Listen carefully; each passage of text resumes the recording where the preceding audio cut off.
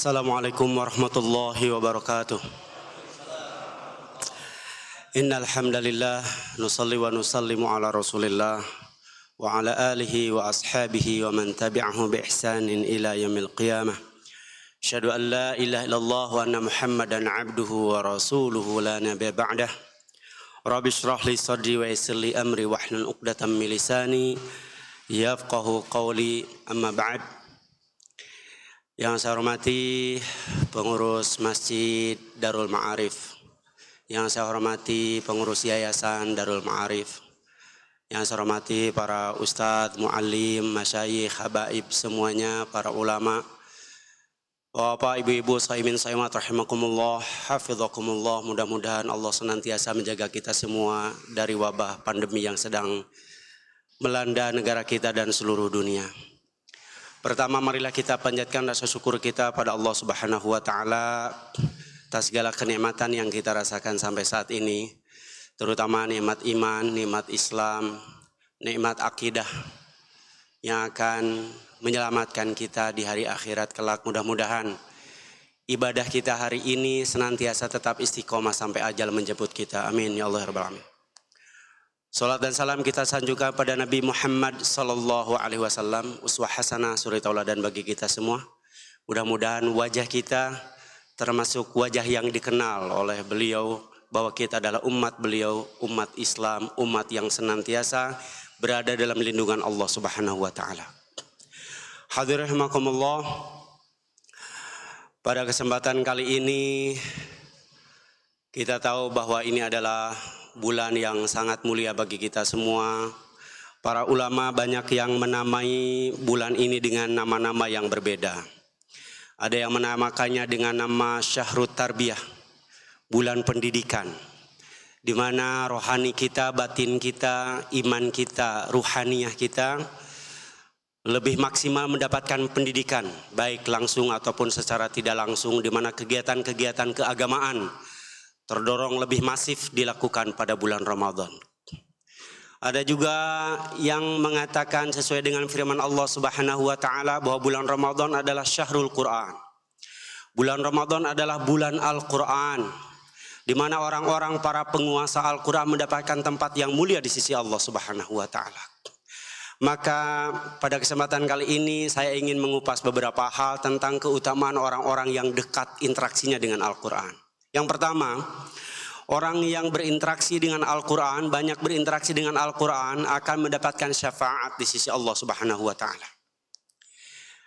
Di yaumul qiyamah nanti Al-Quran akan menjadi syafaat bagi ahlul Quran, orang-orang yang dekat dengan Al-Quran. Di dalam surat Al-Waqiah kita tahu proses kematian kita, sebenarnya kita sangat menyadari proses kematian kita. Sangat melihat proses ruh keluar dari jasad kita. Falaula idza balagatil hulqum wa antum hina idzin tanzurun. Dan ketika ruh meninggalkan tenggorokan kita, lalu dia ke atas ubun-ubun, wa antum hina idzin tanzurun, pada waktu proses itu kalian melihatnya. Kita melihat ruh kita keluar dari jasad kita. Lalu kita menjerit kepada istri kita yang menangis, menjerit kepada anak kita yang menangis. Kenapa kalian menangis? Di sini ada saya. Jasad siapakah yang kalian tangisi? Kita roh tidak kenal kepada jasad yang ditangisi oleh anak-anak kita. Kita melihat orang-orang pada sibuk mengambil tempat pemandian mayat, melihat orang-orang sibuk membawa kain kafan. Kita berteriak-teriak, saya ada di sini. Lalu roh kita oleh malaikatul maut akan dibawa ke langit ke-1. Penduduk langit akan bertanya, man maka, wahai siapa yang kau bawa itu malaikatul maut? Fulan bin fulan. Kalau kita ahlul Quran, kalau kita hafal Al-Quran, sahibul Quran, dia yang hafal Al-Quran. Oh ya, saya tahu.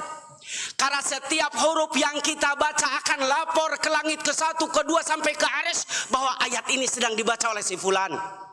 Orang itu hafal surat Al-Baqarah, sahibul Baqarah, dia yang hafal surat Al-Baqarah. Dia hafal menguasai surat Al-Ikhlas, sahibul Ikhlas. Akan ada orang yang begitu dikenal oleh penduduk langit walaupun tidak dikenal oleh penduduk dunia. Akan ada orang-orang yang begitu dikenal oleh para malaikat walaupun mungkin di bumi ketika nikahan anaknya RT saya tidak mau datang. apalagi presiden. Tidak tahu kemarin ketika ada nikahan presiden, wakil presiden, semuanya menteri pada datang tanpa kecuali. Enggak peduli itu yang namanya kerumunan. Dan enggak ditanyakan setelahnya pengantinnya ternyata positif COVID. Nyantai saja. Karena dia orang terkenal. Kita tidak terkenal di bumi, biarkan. Tapi kita akan terkenal di langit di sisi Allah Subhanahu wa taala kalau kita dekat dengan Al-Qur'an. Hadirin sampai di arsy ruh tersebut akan diperlihatkan kepada yang disebut dengan surga Illiyin. Inna kitabal abarari lafi Illiyin. Diperlihatkan roh tersebut kepada surga Illiyin, maka ruh tersebut akan menangis. Maka tidak aneh kalau Bapak lihat jenazah di bumi ada yang mengeluarkan air mata, tandanya husnul khatimah. Mudah-mudahan kita semua husnul khatimah, amin. Lalu roh kita diturunkan kembali ke bawah. Dan yang namanya mati sungguh sangat sebentar. Tergantung proses. 1. Memandikan. 2. Mengkafani. 3. Mensolatkan. Setelah itu dikubur. Kalau di kampung saya cepat. Paling prosesnya tidak lebih dari setengah jam. Orang meninggal jam 9 malam di kampung saya langsung dimakamkan. Bahkan saya pernah memakamkan jenazah jam 1 malam. Mungkin di sini tidak akan pernah terjadi, tapi kalau di kampung saya cepat karena sunahnya seperti itu. Saya sendiri ketika bapak almarhum meninggal tidak sempat melihat jenazahnya. Datang ke kampung sudah tidak ada, sudah dimakamkan. Sunahnya seperti itu. Cepat yang namanya mati.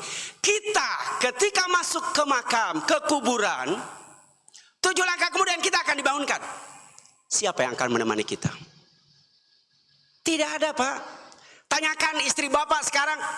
Istri bapak yang cantik, istri bapak yang setia, istri bapak yang bapak puja-puja. Kalau bapak mati, nemenin 5 menit saja di dalam kuburan. Mau tidak? Tidak mau, Pak. Tidak akan ada yang mau. Anak bapak sayang sama bapak, nemenin dalam kuburan 5 menit. Tidak ada yang mau. Tapi pada waktu itu ada satu makhluk. Dari sejak kita dimandikan sampai kita dikuburkan, ada satu makhluk yang tidak mau berpisah dengan kita. Kita dimandikan, dia ada di dekat kita. Kita dikafani, dia dekat ada di jenazah kita. Dan ketika kita dibangunkan, dalam kondisi kaget kita dibangunkan, roh kita kembali di alam barzakh. Tiba-tiba di samping kita ada seseorang yang menemani kita dan kita sangat tertegun. Siapa kamu? Siapa kamu yang mau menemani saya dalam kondisi seperti ini? Apa jawab makhluk ini? Anal Qur'an allati rattaltani fid dunya. Aku adalah Al-Quran yang kau setiap hari kau baca di dunia. Dia menemani kita. Dia menemani kita ketika malam pertama di kuburan.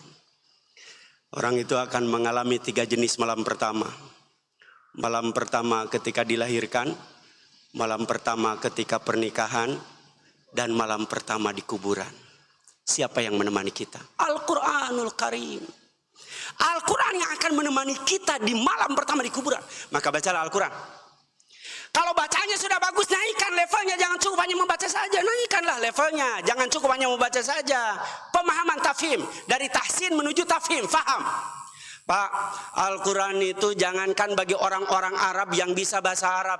Jangankan bagi kita yang tidak paham bahasa Arab. Bagi orang Arab sendiri banyak yang tidak paham Al-Quran. Mereka padahal bisa bahasa Arab. Saya belajar bahasa Arab dari tahun 86 tamat SD. Sampai sekarang masih bergelut dan bergaul dengan orang Arab. Ketika saya membaca Al-Quran, saya paham arti kata per katanya. Tapi saya tidak paham maksud ayat itu apa.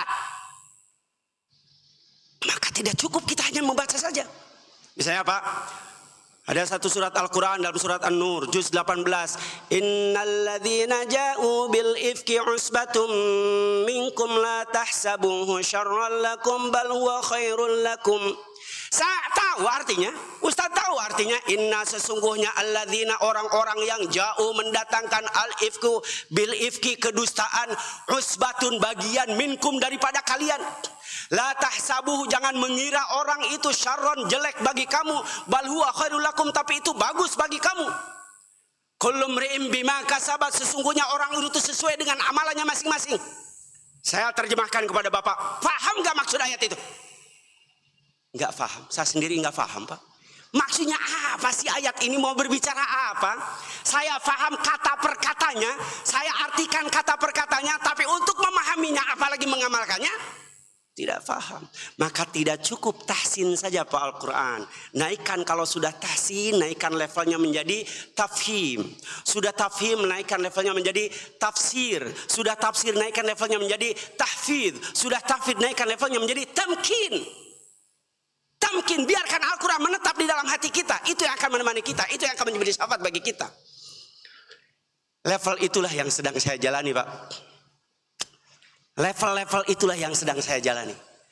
Dari mulai dulu berusaha tahsin, lalu bacaan sudah bagus ke tahfidz, belajar menghafal Al-Quran di Bogor sama ustadz-ustadz yang ahli Al-Quran. Lalu setelah itu ke tafsir, ke ulumul Quran, hafalan nambah. Alhamdulillah, level selanjutnya tidak boleh diam di situ. Bikin pesantren Al-Quran. Bikin pesantren Al-Quran, bikin pesantren tahfidz Al-Quran. Buat orang-orang itu di kampung-kampung yang tidak kenal Al-Quran. Biarkan mereka yang asalnya cuman pesantrennya cuman pesantren untuk kitab kuning, saya rekrut mereka. Maka pesantren saya Nibras, walaupun belum punya apa-apa, belum punya aset apa-apa, cabangnya sudah ada 9 cabang. Ustadz-ustadz kampung saya rekrut, saya ajari kepada mereka metode menghafal Al-Quran. Saya kasih mereka Al-Quran, saya kasih metode seperti apa menghafalnya. Alhamdulillah mendapatkan antusias yang sangat luar biasa. Itu maksudnya faidza faragta fansab. Apabila kamu sudah selesai satu pekerjaan, fansab, naikkan. Jangan hanya puas dengan membaca, terus membaca tidak mendapatkan apa-apa. Kalau kita berusaha terus menerus menuju level yang terbaik, insya Allah Allah akan meridhai kita, insya Allah Allah akan memberikan pertolongan kepada kita. Saya tidak punya uang untuk membangun pesantren. Jangan untuk membangun pesantren, untuk keluarga saja kadang minjam kepada teman. La haula, mudah-mudahan ada yang muhsinin, ada yang membangun, ada yang mau membangun. Alhamdulillah setelah 3 tahun saya membangun 2 lantai. Alhamdulillah Pak, sampai sekarang belum selesai. Tidak apa-apa, kita jalan saja. Kenapa tadi? Prinsip saya faidza faragta fansab. Terima kasih pada bapak-bapak, pada ibu-ibu yang sudah mendukung, yang sudah memberikan donasinya. Itu merupakan langkah yang kita ingin naikkan dari satu level menuju level yang lebih tinggi. Itu yang pertama. Yang kedua, hadirin rahimakumullah, orang ahlul Quran akan mendapatkan derajat ar-rif'ah, derajat yang sangat tinggi. Ada sebuah hadis Rasulullah SAW. Ketika kita nanti di akhirat, tiba-tiba katanya Al-Quran ini berkata kepada kita, Al-Quran yang tadi menjelma itu berkata kepada kita, irqi waratil kama rataltani fid dunya fa inna manzilataka inda akhiri ayatin taqra'uha. Al-Quran itu bicara kepada kita, irqi, naiklah kamu ke surga yang kamu inginkan. Sampai di level mana? Waratil, bacalah aku seperti kau membaca aku di dunia. Fa inna manzilataka fil jannah, sesungguhnya derajatmu di surga itu sesuai dengan ayat terakhir yang kamu baca. Ummu Darda radhiyallahu anha pernah bertanya kepada Siti Aisyah radhiyallahu anha ummul mukminin, wahai ummul mukminin, kam adadu darajil jannah. Ummu Darda bertanya seperti itu, wahai ummul mukminin, kam adadu darajil jannah. Sorga itu sebenarnya ada berapa level? Beda level dengan nama. Kita tahu kalau nama surga itu ada Firdaus, ada Naim, itu nama-nama sorga. Tapi yang ditanyakan oleh Ummu Darda kepada Ummul Mukminin Siti Aisyah radhiyallahu anha, daraj, derajat, level surga itu ada berapa? Maka Ummul Mukminin menjawab dengan kata-kata yang sangat luar biasa. Inna adada darajil jannati bi adadi ayatil Quran. Lihat Pak.